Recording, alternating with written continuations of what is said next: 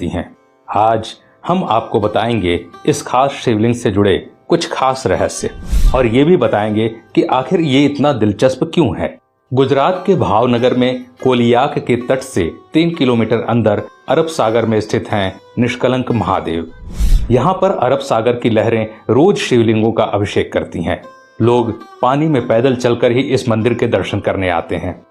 इसके लिए उन्हें ज्वार के उतरने का इंतजार करना पड़ता है। भारी ज्वार के वक्त केवल मंदिर की पताका और खंभा ही नजर आता है, जिसे देखकर कोई भी अंदाजा नहीं लगा सकता कि आखिर पानी के नीचे समुद्र में महादेव का प्राचीन मंदिर स्थित है।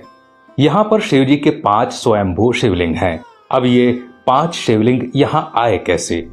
दोस्तों, इस मंदिर का इतिहास महाभारत काल से जुड़ा है। महाभारत के युद्ध में पांडवों ने कौरवों को मारकर युद्ध जीता था, लेकिन युद्ध समाप्ति के पश्चात पांडव ये जानकर बड़े दुखी हुए कि उन्हें अपने ही सगे संबंधियों की हत्या का पाप लगा है। इस पाप से छुटकारा पाने के लिए पांडव भगवान श्री कृष्ण से मिले। पाप से मुक्ति के लिए श्री कृष्ण ने पांडवों को एक काला ध्वज और एक काली गाय सौंपी और पांडवों को गाय का अनुसरण करने को कहा। यह भी बताया कि जब ध्वज और गाय दोनों का रंग काले से सफेद हो जाए तो समझ लेना कि तुम्हें पाप से मुक्ति मिल चुकी है। साथ ही श्री कृष्ण ने उनसे ये भी कहा कि जिस जगह ऐसा हो वहां पर तुम सब भगवान शिव की तपस्या करना। पांचों भाई भगवान श्री कृष्ण के कथानुसार काले ध्वज हाथ में लिए काली गाय का अनुसरण करने लगे। इस क्रम में वो कई दिनों तक लगभग हर जगह से गुजरते रहे, लेकिन गाय और ध्वज का रंग नहीं बदला। लेकिन जब वो वर्तमान गुजरात में स्थित कोलियाक तट पर पहुंचे तो गाय और ध्वजा का रंग एकदम से सफेद हो गया। इससे पांचों पांडव बहुत खुश हुए और वहीं पर उन्होंने भगवान शिव का ध्यान करते हुए तपस्या करना शुरू कर दिया। भगवान भोलेनाथ ने उनकी तपस्या से खुश होकर पांचों भाइयों को लिंग के रूप में अलग अलग दर्शन दिए। वो पांचों शिवलिंग अभी भी वहीं स्थित हैं।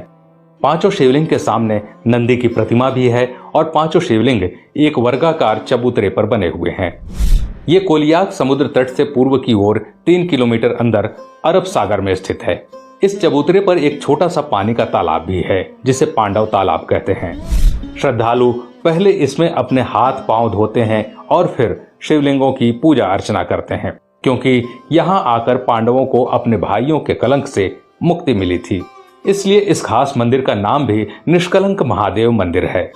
भादो महीने के अमावस को यहाँ पर मेला लगता है, जिसे भाद्रवी भी कहा जाता है, और अमावस्या के दिन इस मंदिर में भक्तों की विशेष भीड़ रहती है।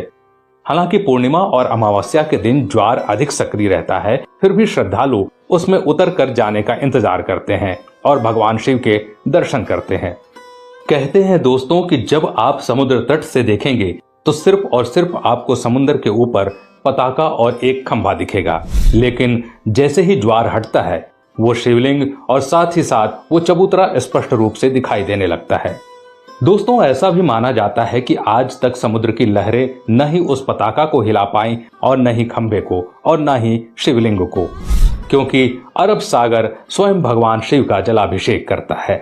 तो दोस्तों, अगर ऐसे में भविष्य में आपको इस खास मंदिर में जाने का अवसर मिले तो इस अवसर को चूकिएगा मत।